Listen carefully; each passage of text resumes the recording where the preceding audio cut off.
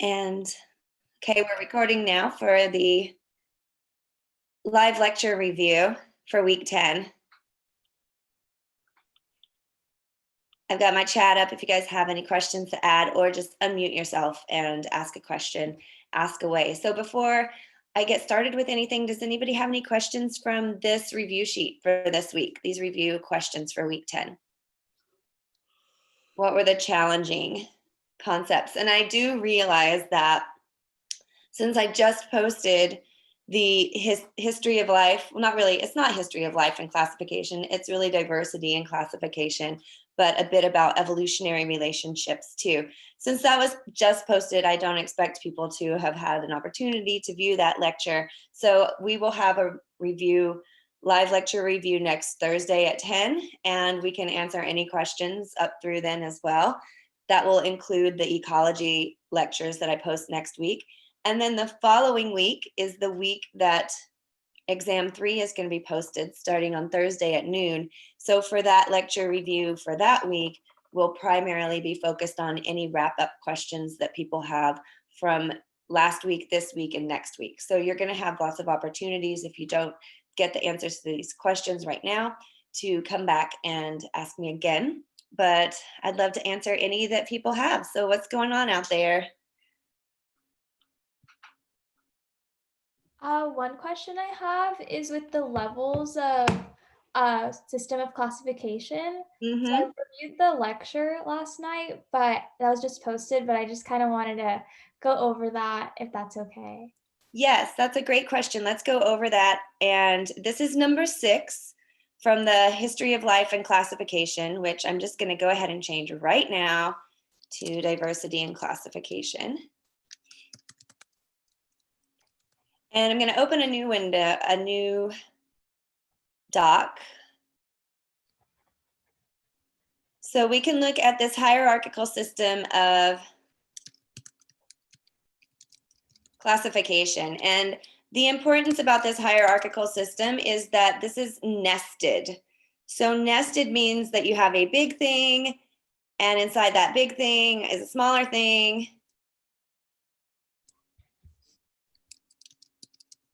And inside that is a smaller thing, and so forth.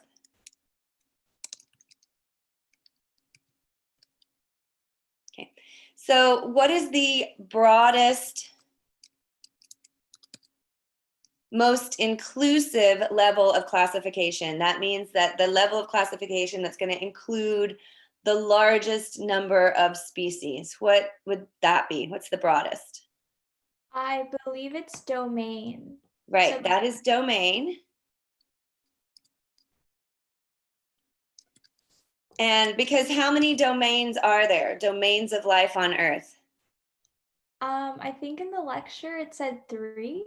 Yeah, do you remember that we actually talked about it in week 1 too. There are these 3 domains.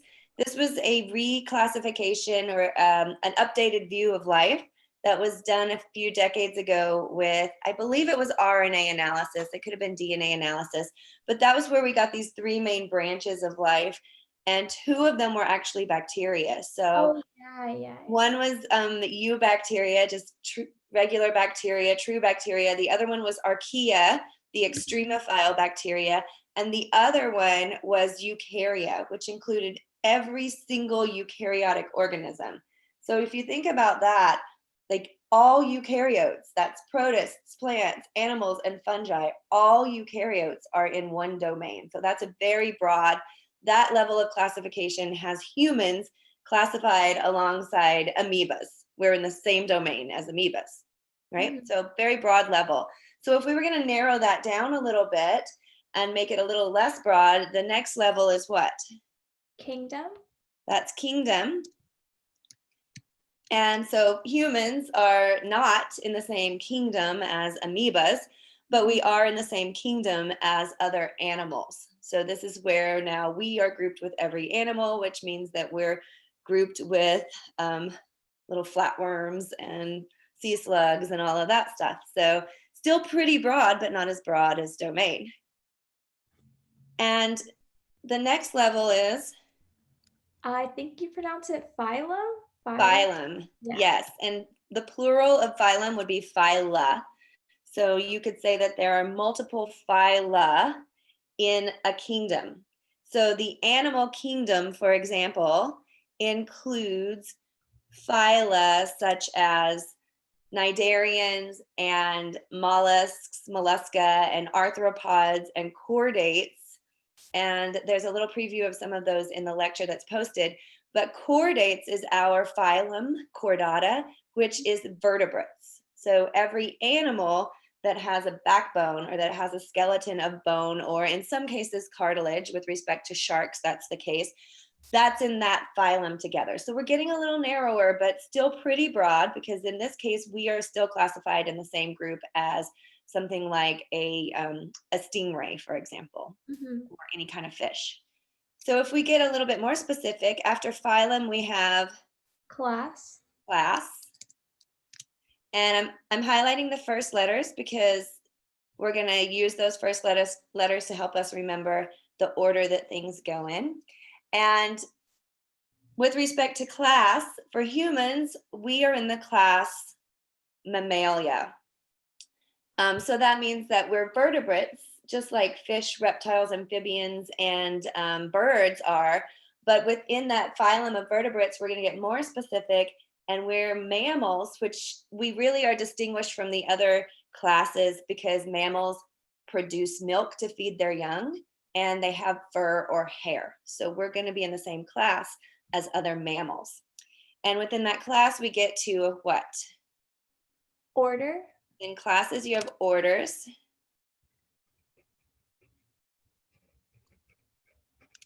And anybody remember what our order is? Vanessa, you might be the only one who's watched the lecture so far. I think it's carnivora. Okay, so the order for carnivora, that was for the cat. Oh, right. Yeah. Cats and dogs, all different kinds of cats and dogs and skunks and otters and so forth are carnivora, which are carnivores. They just eat other animals. They don't eat any vegetable matter.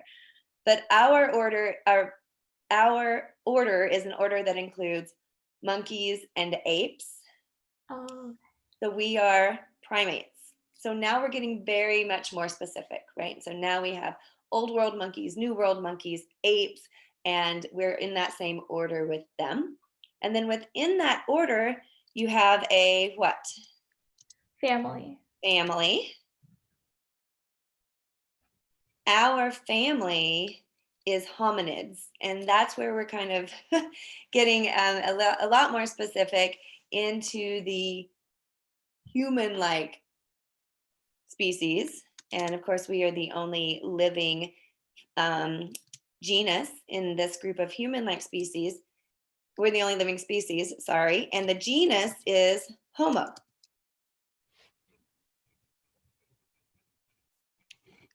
We are the only species in our genus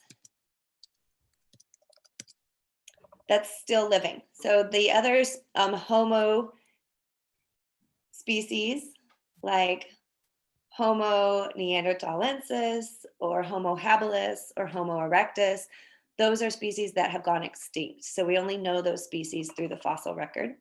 And then we have a species specific part, which is for us sapiens, right? So Homo sapiens is our scientific name, and that is our genus name, and then the species specific part of our name. And so now we're down to only one species. And so we're going from the broadest level to the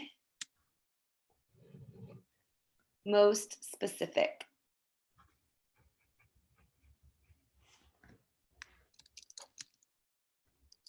Level of classification.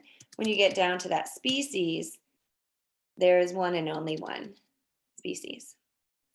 And a way that you might remember this is dear King Philip came over for good soup, or for good spaghetti or whatever, but that can help you remember from the broadest to the most specific classification levels. Did that help?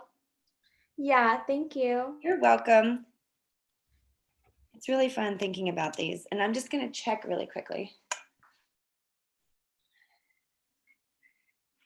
I wanted to check on the hominidae. What's our next question? Any other question?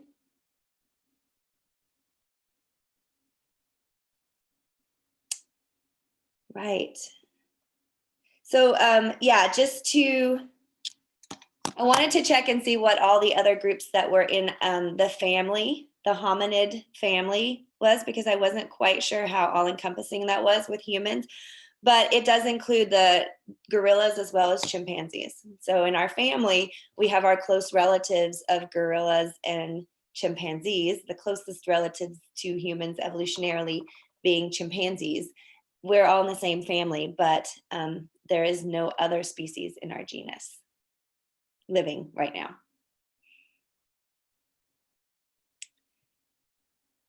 Okay, I'm going to go back to this review sheet. Any other questions from here?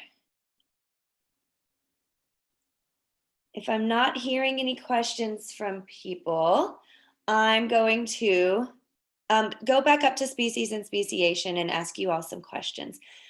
Is it clear what the difference is between the morphological species concept and the biological species concept? Yes.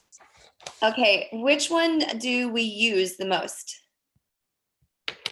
Which one, if you were going to apply one today, if you had all the tools available, which one would you apply and use? The biological species concept? Yeah, so you would look at the biological species concept because it gives you more information about the true biology and genetics of the species. Whereas the morphological species is just about external traits and what you can observe from the outside. So remember with the biological species concept, what can individuals of the same species do? They can breed with one another and produce a fertile offspring. Okay, so they can mate together and they produce offspring together, and those offspring can be fertile. So you can get some species that can produce hybrid offspring together, but those offspring cannot themselves reproduce. So those are still separate species. The parents are still separate species. So we went over various mechanisms that keep species from mating with other species, like what is it that prevents reproduction? And some of those mechanisms were pre-zygotic, which were mechanisms that were in place before fertilization could ever take place. It's basically any kind of mechanism that prevents fertilization between two different species. So there was a big list of those pre-zygotic barriers, and there were two post-zygotic barriers, which kick in if a zygote is actually formed. If fertilization between two species can take place, if they are different species and they're producing hybrid zygotes, then at some point something's going to break down if they're not the same species. And that could be that the offspring are not viable, that they're not able to survive, or it could be that the offspring are not fertile and they're not able to reproduce. So those are the pre and post zygotic barriers. And then we have these different types of speciation. So which one do you think is more common, allopatric speciation or sympatric speciation? Who remembers? Almost all speciation, at least certainly in animals. It's a little bit different for plants, and I can talk about that briefly. But what is the mechanism of speciation most likely to be? Allopatric or sympatric? I'm just gonna take a guess, but it seems like maybe allopatric might be more common. Okay. And do you remember what's required for allopatric speciation, Vanessa? Yeah, so there needs to be geographical separation. So the two species have to be isolated from one another. Or Exactly. So they need to be kept apart for a period of time. Sometimes that period of time is millions of years, by the way. Sometimes speciation can occur over the course of a few thousand years, and that's a really fast, very fast speciation event. One of the examples I gave of this was things getting trapped out on the Channel Islands. And in lecture, you'll see an example of a Channel Island fox. And if during a massive flood over 10,000 years ago, and we're not sure exactly what massive flood, but prior to 10,000 years ago, that's what we call the pluvial times, the wet times, there were these big, raging rivers, and they cut all these canyons that you see. And it's possible that a fox got washed out, or a few foxes in a big flood got washed out into the middle of the channel.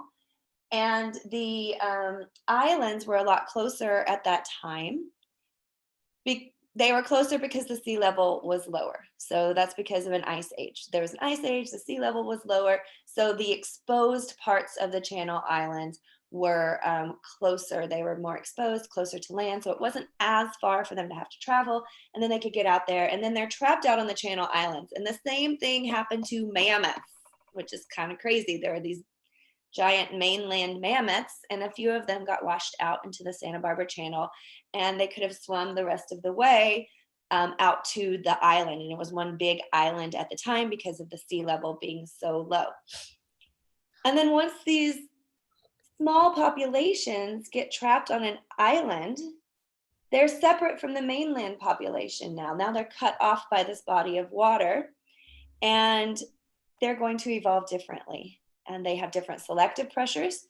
They have gone through potentially genetic drift due to the bottleneck, and also due to now having a small population size that's more subject to randomness. And so there's genetic drift taking place, there's natural selection taking place, there's sexual selection taking place, all in a different environment, and mutation that could arise differently not depending on the environment, but just a mutation might randomly arise in one area that doesn't arise in another area. So all of these things affect the evolution of these isolated populations, and they can diverge from the original population. And if they diverge enough genetically, then they wouldn't be able to mate with the original members of their species anymore, and they have become a new species. So who can tell me what was one of the main things that we could observe very easily about traits that were different on those island populations and the island species, because they did evolve into new species, of foxes and of mammoths? What was the big difference with the island populations? And you might just know this if you know about Channel Island foxes. How do they compare to mainland foxes? Or if you knew about the Channel Island mammoth. Aren't they like much smaller in size? They are significantly smaller. So they evolved their populations, the average size of the individuals, they evolved to be smaller, which you often see on islands because there's a limited resource base on islands. If you put a big mammoth on a relatively small island, then they don't have as much room to graze. They don't have as much vegetation to graze upon. So there's selection for smaller body size. And there was a pygmy mammoth species out there. They found fossils in the late in the 1990s. They found fossils out on those islands of this pygmy mammoth, little mammoth that was about this tall. So, any questions from sympatric speciation, allopatric speciation? So sympatric speciation is speciation that occurs when populations are overlapping in area. They actually still live in the same place, but for some reason, even though they are overlapping and they could pass each other on any given day, either flying past or walking past or whatever, they're just sitting there. But even though they're in the same area, they can still diverge. And with the apple maggot flies and the hawthorn maggot flies, what you'll see there is they're using a certain plant as a host for reproduction. And some of the flies make a switch to another host, and then they start evolving differently because they have switched to a different host. So a host switch is something that can lead to sympatric speciation. Another thing in plants, sometimes the number of chromosomes or the numbers of sets of chromosomes just increases due to a mutation. And so they can have mutations in numbers of sets of chromosomes that can end up leading to speciation. We're not getting into that, but it's an interesting thing. If you go on and study biology, you might get into how plants can speciate essentially from mutations that have to do with chromosome numbers.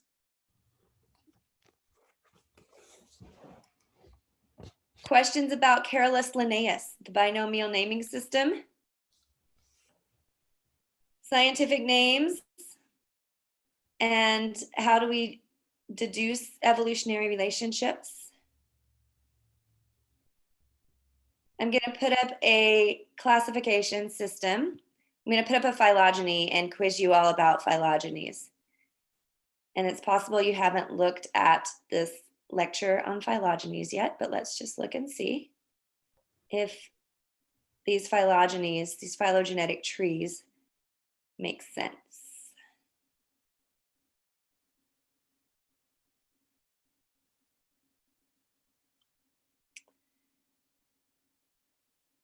Okay. So even if you haven't seen the lecture yet, look at this phylogenetic tree.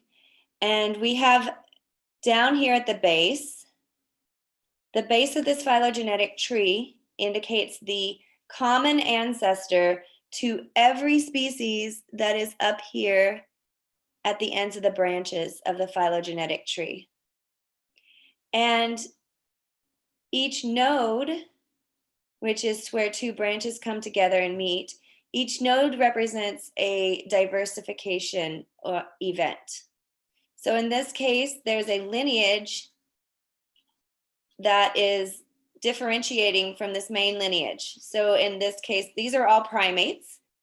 Actually, these are all apes. These are all different types of apes. So this is a pretty recent, like this is not a very broad phylogenetic tree, but you can see that the gibbons branched off and that humans shared a common ancestor with gibbons this far back in time. So at the base of the tree is the oldest point in time, the longest point ago, and we're moving forward in time so that up here at the ends of the branches of the tree, this is typically present day, right? This is what's going on right now. These are all the species that are present. Doesn't have to be present. You can do a phylogeny of extinct species, but the relative timing is going to be that the base of the tree is the oldest and the branches are the most recent. So we have gibbons branching off, we have the orangutans branching off, the gorillas, and then up here we've got humans and another branch that includes the bonobos and the chimpanzees. So one question might be, are Western gorillas more closely related to humans or to mountain gorillas based on this phylogeny?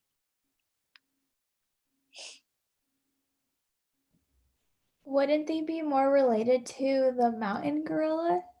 Yes, they're more closely related to mountain gorilla, and don't base that on the name, but base it on how far back they share a common ancestor. So if you trace back the Western gorilla and the mountain gorilla, they're right here is their common ancestor. The Western gorilla and the humans have a common ancestor right here. So this is further back in time that they shared a common ancestor. So how about this one? Are mountain gorillas more closely related to humans or Sumatran orangutans?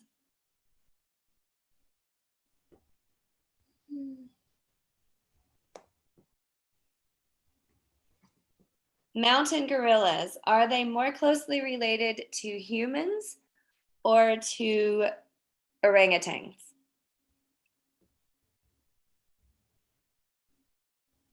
Right, so I've got Jennifer saying humans. And what are we basing this on? You look for their most recent what?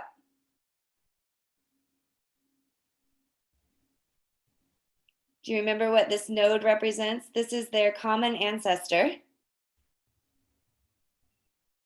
Does everyone agree? Do you think that mountain gorillas are more closely related to humans than they are to orangutans based on this phylogeny? Yes. Yeah, right?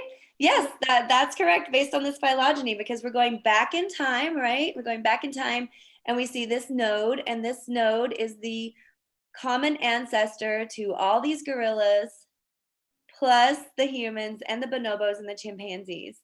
And that's right here, whereas the common ancestor to gorillas and orangutans and humans, bonobos and chimpanzees is all the way back here. And so we do the classifications based on these phylogenies. And that's why you might have, for example, gorillas, humans, bonobos, and chimpanzees all being in the same family. Bonobos and chimpanzees are in the same genus, but they're not in the same genus as humans. There are none other in our genus, right? And so all of these together are definitely in the same order. And I'm not sure about the class, but if it would make sense if these were all in the same class. And I don't know if I could look at my classification scheme and see if apes are in the same class, but they're all apes.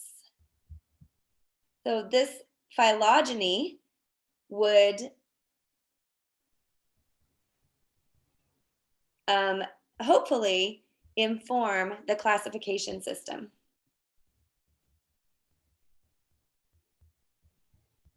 Can you guys still see me? Yes. Okay. I disappeared from my screen and I was messing around over here.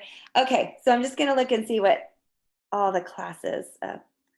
So I hope that makes sense. And you can also apply to, look at this. And what you should be able to do for phylogenetic trees is, what if there were no names out here? Because I feel like if you're looking at a coyote and a wolf, then you're probably going to think, oh, coyotes and wolves, yeah, those are closely related to each other. They're both dogs, and that makes sense. But what if it just said species A, species B, species C, and so forth? Would you be able to know what the relationships were just based on this phylogenetic tree? And that's the goal, right? If it was just an A, B, C, and D. And then if I were to say, is the cat, domestic cat, more closely related to an otter or to a wolf? What would you say then? Cat, more closely related to an otter or to a wolf? Evolutionarily.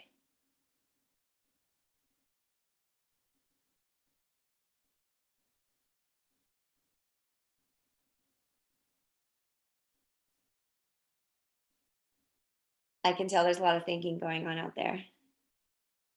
If you're thinking, is she giving us a trick question? You might be right. Yeah, it was a little tricky, right? It's the same. Yeah, they're the same because you just go back to, according to this phylogeny, you go back to their shared common ancestor, and cats shared an ancestor back here with otters and dogs, such as wolves, and it all goes back to this node. So we can't say that cats are more closely related to skunks, otters, or coyotes or wolves, because according to this phylogeny, they share that common ancestor at the same point.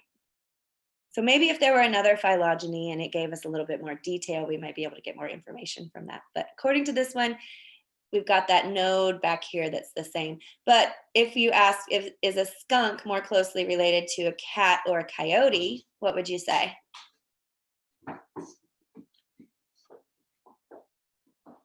Skunk more closely related to a cat or a coyote? Coyote, yeah, right, because they share a common ancestor here, the skunk and the coyote, but the skunk and the cat don't share they share an ancestor before that. They branched off, diverged from each other before the skunk lineage diverged from the coyote lineage. Okay. Cool, that's pretty fun. I love playing around with phylogenetic trees. I teach an evolution class, so we do a lot with phylogenetic trees, and it's really fun. Do you all have any more questions or any questions before I am going to wrap up a little early today because just because of my back primarily, and to give people, I don't know if there's a lot of demand for answering the questions because a lot of people haven't been able to view the lectures yet. So any other questions before we go?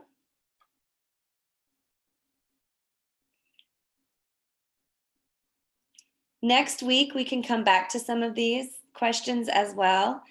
For example, it's asking about homologous structures and analogous structures and convergent evolution. And I don't just want to go into that until you've had the opportunity to view that lecture. So next week, we'll come back and we'll check in and see if there are any outstanding questions from the week 10 review.